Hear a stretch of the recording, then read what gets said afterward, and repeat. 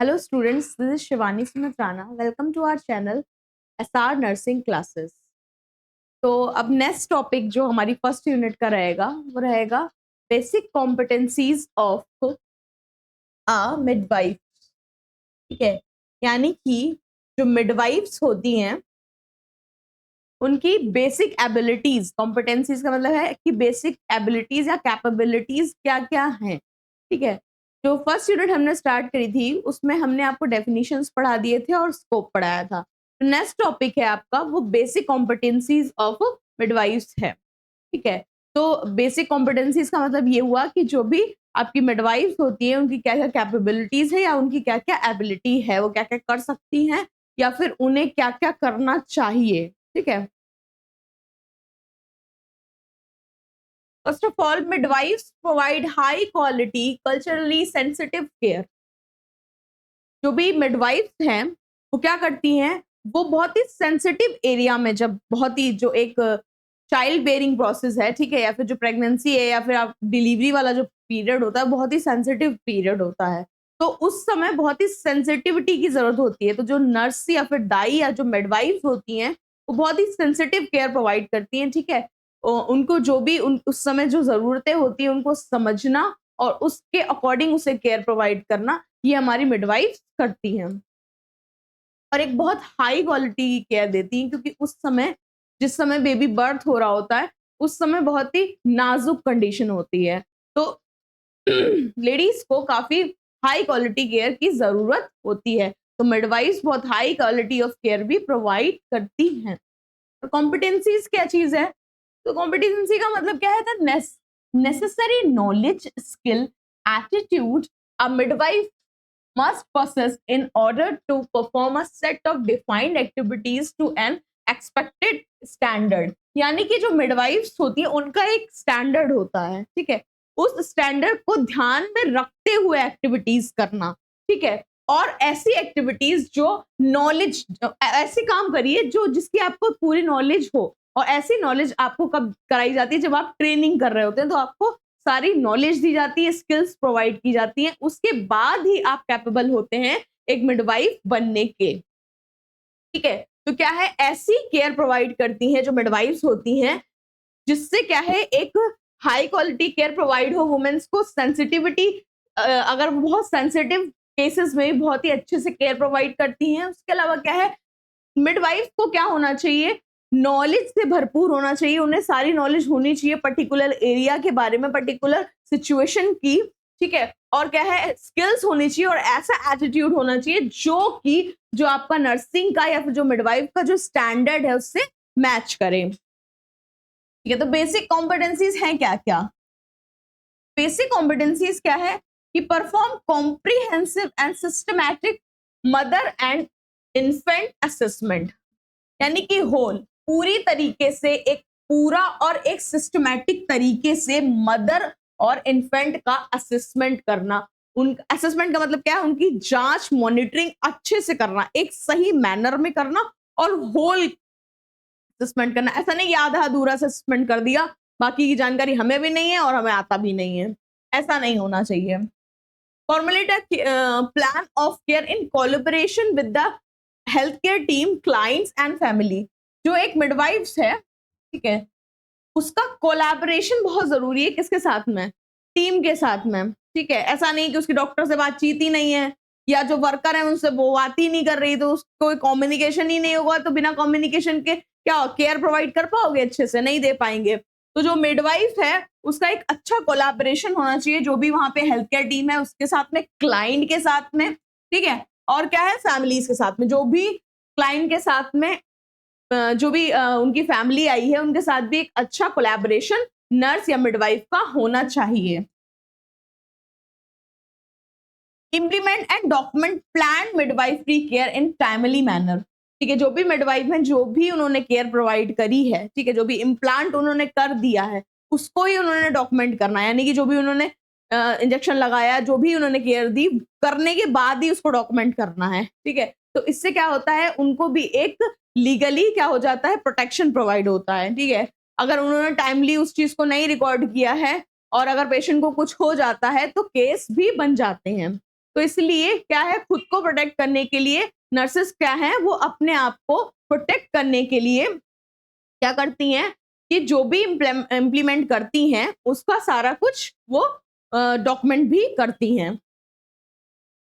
फिर evaluate and modify care of plan of care to make expected outcome. Outcome का मतलब क्या है कि जो भी उन्होंने केयर दी उसका रिजल्ट, उस रिजल्ट को क्या है इवैल्यूएट करना, देखना। ऐसा थोड़ी है कि केयर देते चले जा रहे हो, पता ही नहीं कर रहे हो कि उस केयर का कोई मतलब निकला भी है या नहीं। इवैल्यूएट का मतलब क्या है कि ये चीज देखना है कि जो तुमने केयर प्रोवाइड करी थी, जो भी तुमने प्लान किया था, उसके अकॉर्डिंगली कोई रिस्पॉन्स आया, कुछ अच्छा हो रहा है वुमेन के साथ में या नहीं, बस केयर देते जा रहे हैं। और उसके अलावा क्या, मॉडिफाई प्लान, अगर नहीं आया है और उसमें और कुछ मॉडिफिकेशन की जरूरत है तो उसे भी ध्यान में रखते हुए आपको क्या है काम करना है। ठीक है, तो मिडवाइफ्स का क्या है, जो मिडवाइफ की केयर जो भी है वो ऐसी होनी चाहिए कि एक हाई क्वालिटी केयर होनी चाहिए।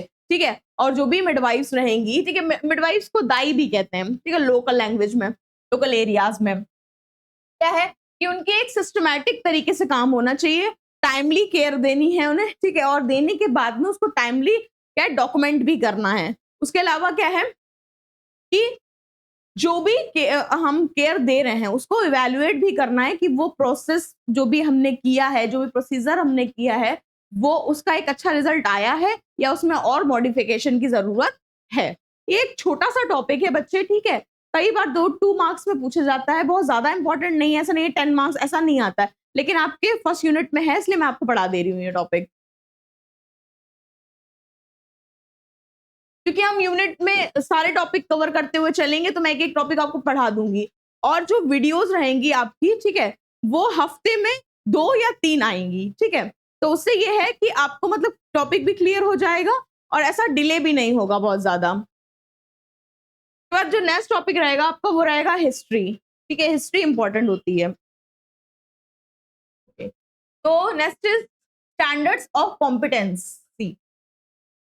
क्या होता है, अब क्या स्टैंडर्ड क्या है कि मतलब क्या क्या चीजें हैं जो होना जरूरी है। एक मिडवाइफ क्या है, रजिस्टर्ड होना बहुत जरूरी है। ठीक है, तो जो भी जो मिडवाइफ का स्टैंडर्ड क्या है कि मतलब वो रजिस्टर्ड, ऐसा थोड़ी ना कोई भी किसी ने भी काम देख लिया और उसने सीख लिया और वो दाई बन गई या मिडवाइफ बन गई, ऐसा थोड़ी होता है। उसको रजिस्टर्ड भी होना होगा। ठीक है, उसका पंजीकरण जैसे हिंदी में कहते हैं, रजिस्टर्ड होना बहुत जरूरी है, उसको प्रैक्टिस में होना जरूरी है। और ठीक है, और उसके बाद वो इतनी कैपेबल होनी चाहिए कि जो भी उसने प्रैक्टिस की है वो उसको इम्प्लीमेंट भी कर पाए। के बाद होता है essential competencies. Essential competencies require, अच्छा, अब जब रजिस्ट्रेशन हो रहा है जिस समय, ठीक है, तो उस समय क्या क्या चीजें हैं जो एक मिडवाइफ को जरूरत पड़ेंगी। सबसे पहली चीज तो क्या है कि एक सेफ प्रैक्टिशनर बनना है। ठीक है, सेफ मतलब उसे ऐसी चीजें करनी है जो सेफ, ऐसा नहीं कुछ भी प्रोसीजर कर दिया और वुमेन्स क्या हो गई, वो मर गई, ऐसा नहीं, सेफ प्रोसीजर्स करना है। ठीक है, और तभी आप क्या है एक एक अच्छे मिडवाइफ माने जाएंगे, अदरवाइज आपको क्या हो सकता है, आपके ऊपर केस भी हो सकता है या फिर आपका जो भी लाइसेंस है वो कैंसिल हो सकता है। आपको एक राइट एटीट्यूड, ऐसा नहीं है कि आप मतलब नर्स हैं या दाई हैं तो आपका जो दिल चाहे आप वो कर देंगे, नहीं, आपका जो एटीट्यूड है टुवर्ड्स योर प्रेग्नेंट लेडी या फिर जो भी वुमेन आपके पास में केयरिंग के लिए आ रही है, तो आपका एटीट्यूड उनके लिए बिल्कुल ही अच्छा होना चाहिए, राइट एटीट्यूड होना चाहिए कि आपने क्या है उनको ठीक करने के पर्पज से ही अपना जो भी प्रोसीजर है वो करना है। इसके अलावा क्या है कि एक अच्छा इफेक्टिव कम्युनिकेटर होना बहुत जरूरी है। जो भी मिडवाइफ होती हैं वो लोकल लैंग्वेज भी जानना उनको जरूरी है, क्योंकि अगर वो लोकल लैंग्वेज ही नहीं जानती, वो सिर्फ इंग्लिश जानती हैं, तो क्या है वो क्या कम्युनिकेट कर पाएंगी, वो कम्युनिकेशन ही नहीं कर पाएंगी जो भी क्लाइंट्स होंगे। ठीक है, तो क्या है जो भी मिडवाइफ्स हैं उनका एक अच्छा कम्युनिकेटर होना बहुत जरूरी है, उन्हें बात समझना भी आना चाहिए और अपनी बात समझाना भी आना चाहिए, तभी वो एक अच्छे से केयर प्रोवाइड कर पाएंगी। जो भी वुमेन्स हैं आपके लोकल एरिया में की भी लैंग्वेज आपको आनी चाहिए, एज वेल एज आपको एक मेडिकल टर्म्स भी आने चाहिए। तो जो भी आपके जो नर्सेस होती हैं उनको, जो भी मिडवाइफ्स हैं उनको क्या है कि रजिस्टर्ड होना बहुत जरूरी है और उनकी जो प्रैक्टिस है वो राइट वे में होनी चाहिए। ऐसा नहीं है कि वो क्या है उनकी प्रैक्टिस सेफ नहीं है, राइट नहीं है, तो वो क्या है वो उनको उनकी केयर अच्छी नहीं मानी जाएगी और उनको उनका लाइसेंस वगैरह भी कैंसिल हो सकता है। I hope it is clear. ठीक है, ये टॉपिक बहुत छोटा सा था। ठीक है, और बस ये है कि आप इतना समझ लिए बेसिक कॉम्पिटेंसीज का मतलब क्या है कि जो मिडवाइफ्स हैं वो क्या होने चाहिए, वो किस किस चीजों में कैपेबल होनी चाहिए और उनके लिए क्या क्या जरूरी है।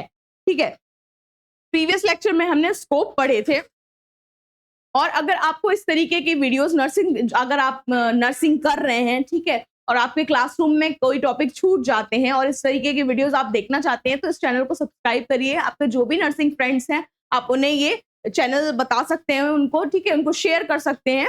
और हम आगे नेक्स्ट जो हमारे क्लासेस रहेंगे वो फर्स्ट यूनिट में ही, पहले हम फर्स्ट यूनिट को कवर करेंगे, उसके बाद फिर हम नेक्स्ट यूनिट पे जंप करेंगे। Okay, thank you class.